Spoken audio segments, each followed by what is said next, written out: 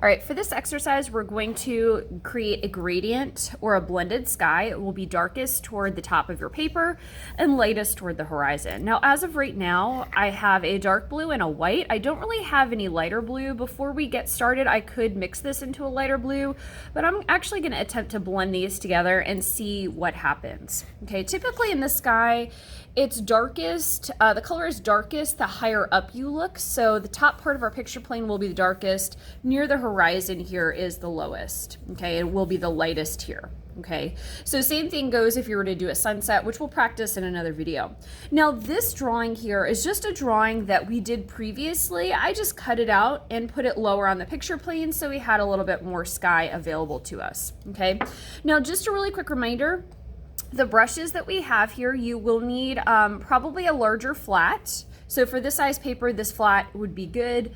And then I have sort of a smaller round for small awkward places and spaces. So you'll see me kind of downgrade to that probably in here, just as a heads up, okay? Remember, always hold your paintbrush by the grippy, all right? So we're working on craftsmanship and going around the building as well. Okay, now the key to doing this is we want both of these colors to be wet as we blend them together. Okay, so if you apply one and let it dry, it's really not going to blend together in the way that we hope. Okay, so the first thing I'm going to do is with my larger scale flat, I'm actually going to put a layer of white, okay, down close to the horizon. All right, so I'm going to use my flat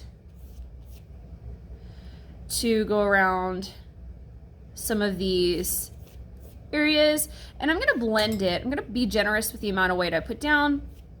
I'm gonna blend it a little less than halfway up, so you can see me start to fade out my strokes there, okay? And I'm gonna work quickly. I'm gonna work quickly because I don't want this to dry. Okay. Now, like I said before, as I go around the roof line, I am probably going to downgrade to that smaller round brush. Okay, blending it out. And again, I'm being generous with that first color. Okay, and I'm working quickly. All right, so I'm gonna go ahead and downgrade to this one and kind of get in here with that white. So close to that roof line. All right, so you can kind of see how I glopped it on there, okay? Now I'm gonna rinse my paintbrush. Okay, really good. I'm gonna blot it on my paper towel, and I'm gonna pick up my darker blue, and I'm going to start at the very top with the larger flat.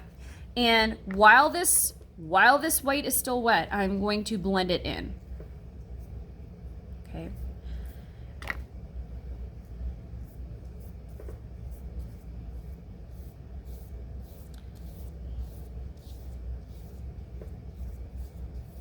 Okay, so as I start to bring this blue into the white, you'll see that because it is wet, it's starting to blend together.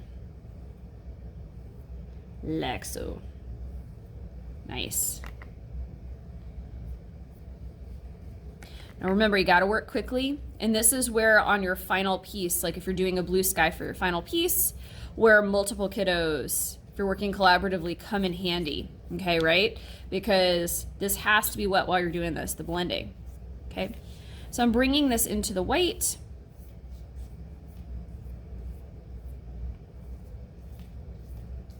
You can see that it is starting to blend together. Once I've added the blue, I can blend it up, kind of like so. Backtrack it a smidge. And in here, I'm gonna try and downgrade to my lower level, what's it called? My small round. There we go. Blending it into, there we go. Blending it into that white.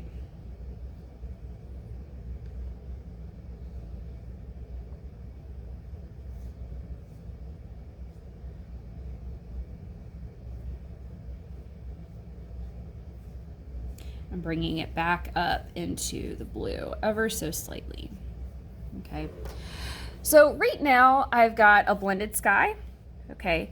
One thing that you can try and do is, let's say this didn't blend exactly how you think it should or did.